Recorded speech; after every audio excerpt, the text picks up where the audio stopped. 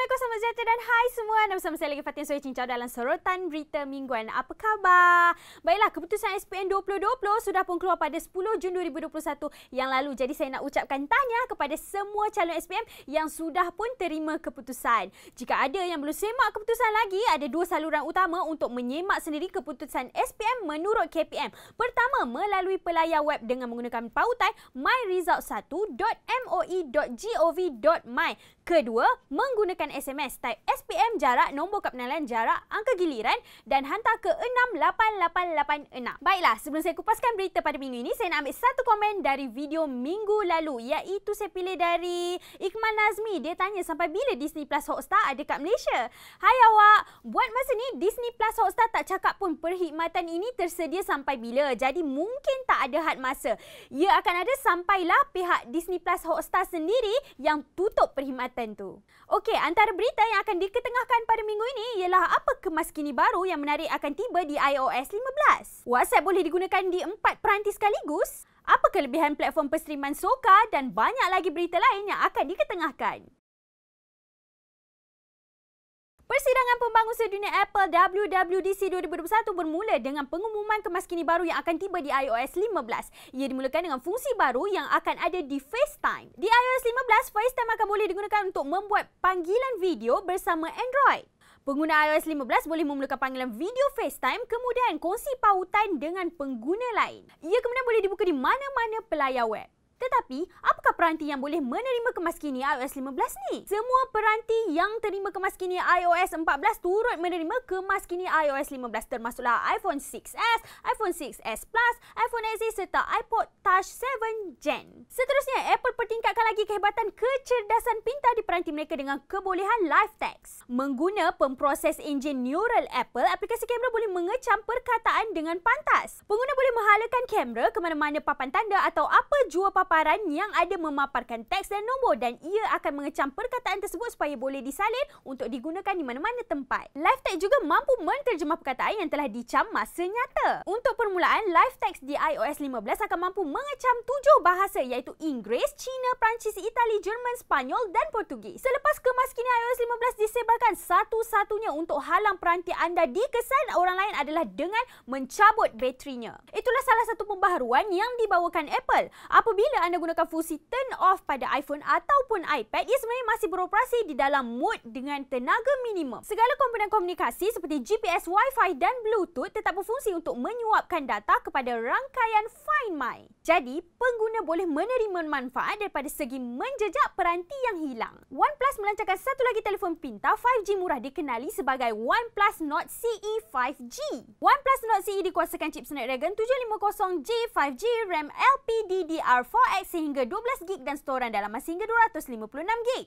Ia menggunakan paparan AMOLED 90Hz HD penuh. Kamera hadapan 16MP, kamera belakang ada 3 iaitu kamera utama 64MP, kamera utara lebar 8MP dan kamera monokrom 2MP. Baterinya berkapasiti 4500 mAh.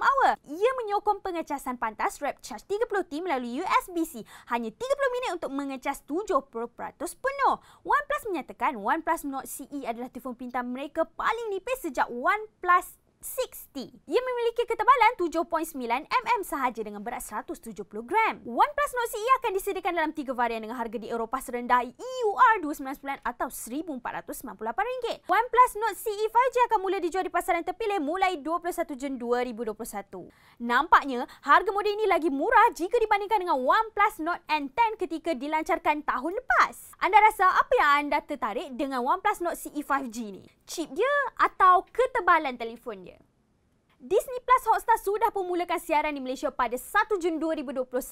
Astro turut menawarkan pendaftaran percuma Disney Plus Hotstar untuk semua pelanggan Pack Movie selepas menaikkan yuran langganan sebanyak RM5. Tetapi, ramai pelanggan Astro Pack Movie berhadapan masalah menembus pendaftaran Disney Plus Hotstar pada 1 Jun lalu. Bagi meminta maaf atas kesulitan yang dihadapi pelanggan, Astro akan mengenepikan kenaikan harga RM5 untuk Pack Movie pada bulan Jun. Pelanggan Astro Pack Movie akan mula dikenakan kenaikan RM5 pada bulan Julai. Adakah dalam kalangan anda yang terlibat dengan masalah menebus pendaftaran Disney Plus Hotstar tetapi bil dikenakan charge RM5? Jangan risau, bil anda yang seterusnya akan memaparkan ribat jumlah ini. WhatsApp dilaporkan akan menambah beberapa ciri baru yang penting tidak lama lagi. Perkara ini didedahkan oleh laman web Wabeta Info dalam temu bual dengan CEO WhatsApp dan Facebook sendiri. Salah satu fungsi baru yang akan tiba di WhatsApp adalah mesej terpadam dengan sendiri yang lebih hebat. Buat masa ni, anda boleh menetapkan perbualan untuk hilang dalam masa 7 hari. Tetapi tidak lama lagi anda ada pilihan tambahan iaitu View Once. Maksudnya, pengguna hanya boleh lihat sekali sahaja gambar, video ataupun mesej itu sebelum ia terpadam dengan sendiri. Yang kedua ialah kebolehan menggunakan WhatsApp di pelbagai peranti. Sehingga 4 peranti boleh digunakan dengan satu akaun dan iPad akan turut disokong. Fungsi ini juga membolehkan pengguna akses kepada semua mesej walaupun bateri telefon mati atau telefon ditutup. Menarik ciri baru ni. Tapi bahaya juga kan bila dah login pada 4 peranti kemudian lupa nak log out. Anda rasa ada potensi tak untuk akaun WhatsApp itu mudah digodam dengan ciri baru ni?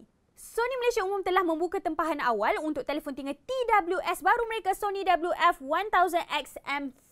Fon telinga ini tampil lebih kecil, 10% kecil pada fon telinga dan 40% kecil pada bekas pengecas. Selain pengecasan pantas USB-C, bekas pengecas ini juga boleh mengecas secara wireless. Kualiti penyari hingga aktif ANC di fon telinga ini dipertingkat dengan penggunaan chip V1 baharu serta bahan poliuretana unik yang lembut dan elastik untuk menutup bunyi secara semula jadi. Fon telinga ini memberi hayat bateri dengan ANC aktif yang boleh digunakan sehingga 8 jam di fon telinga sahaja serta tambahan 16 jam bersama bekas pengecas. Mengecas selama 5 minit pula memberikan tenaga untuk kegunaan sehingga 60 minit. Ia akan mula dijual di Malaysia pada pertengahan bulan Julai. Harga rasmi untuk Sony WF-1000XM4 telah ditetapkan pada RM1,099. Tempahan awal dibuka mulai 9 Jun sehingga 15 Julai 2021. Ia boleh ditempah di Sony Store di The Curve dan KLCC, Store Online Sony Malaysia, Lazada Shopee serta pengedar sah Sony di seluruh Malaysia. Tempahan awal dalam tempoh promosi akan menerima hadiah percuma iaitu pad pengecas wireless QI. Apa yang anda minat pada fon telinga ini? Saya berminat dengan hayat baterinya sebab boleh tahan lama. Charge 5 minit boleh digunakan selama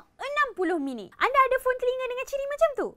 Astro mengumumkan ketibaan Soka, platform penstreaman terbaru yang menawarkan tayangan siaran langsung aksi sukan antarabangsa. Ia juga menyediakan drama dan program hiburan Malaysia. Dengannya anda boleh tonton sukan secara langsung melalui peranti mudah alih anda. Tak perlu langgan Astro dan terikat dengan kontrak Astro. Soka menawarkan tawaran percuma dan berbayar. Untuk kandungan berbayar terdapat 2 jenis plan iaitu VIP Plus Sport berharga RM41.90 sebulan. Ia membolehkan para peminat sukan tegar menikmati akses tanpa had dan secara langsung aksi sukan terbaik sepanjang tahun. Manakala pelan VIP Entertainment pada kadar RM15.90 sebulan menawarkan kandungan hiburan terbaik di Malaysia yang terdiri daripada pelbagai drama, rancangan dan filem tempatan serta siri-siri eksklusif dan original Soka seperti Rindu Awak Separuh Nyawa, Jebat Demit dan Curi-Curi Cinta. Sebagai harga pengenalan dan ketibaan UEFA Euro 2020, Soka menawarkan pelan VIP Plus Sport pada harga RM15.90 sebulan sahaja selama 3 bulan.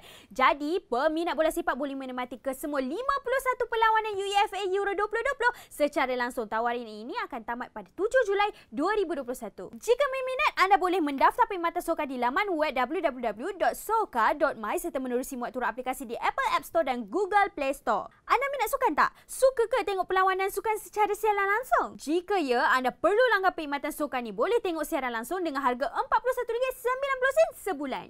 Twitter kini telah melancarkan Twitter Blue, sejenis perkhidmatan berbayar yang memberi fungsi tambahan kepada pengguna. Terdapat 4 fungsi tambahan yang diberikan kepada pelanggan Twitter Blue. Pertama, ada butang ando. Apabila pengguna Twitter Blue menekan send pada tweet, Twitter memberi masa sehingga 30 saat untuk pengguna mengesahkan tweet mereka. Dalam waktu ni, pengguna boleh menekan ando untuk menarik balik tweet tersebut. Jika tidak, ia akan dihantar untuk tatapan umum. Fungsi lain yang diberikan kepada pelanggan Twitter Blue adalah bookmark folder untuk menyusun tweet yang disimpan ke dalam tempat berbeza. Kemudian, ada reader board yang menjadikan bebenang tweet kepada satu paparan yang mudah dibaca serta lebih banyak pilihan untuk mengubah suai antara muka melalui ikon dan tema tambahan. Twitter juga menyediakan khidmat sokongan khas untuk pelanggan Twitter Blue untuk sebarang permasalahan yang ada. Buat permulaan, Twitter Blue ditawarkan di 2 negara, Australia dan Kanada. Yuran langganan pula ditetapkan pada AUD 4.49 bersamaan RM14.34 di Australia dan Kanada pula CAD 3.49 bersamaan RM11.92.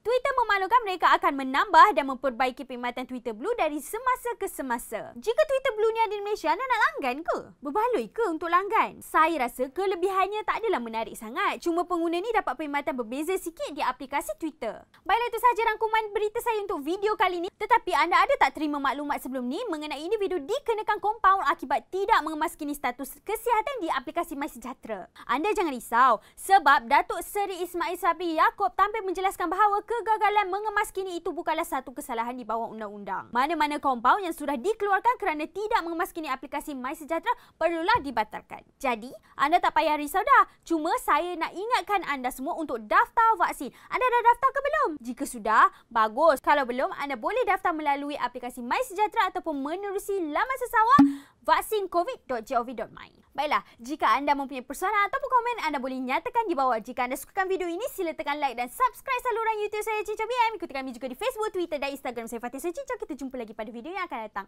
Bye-bye!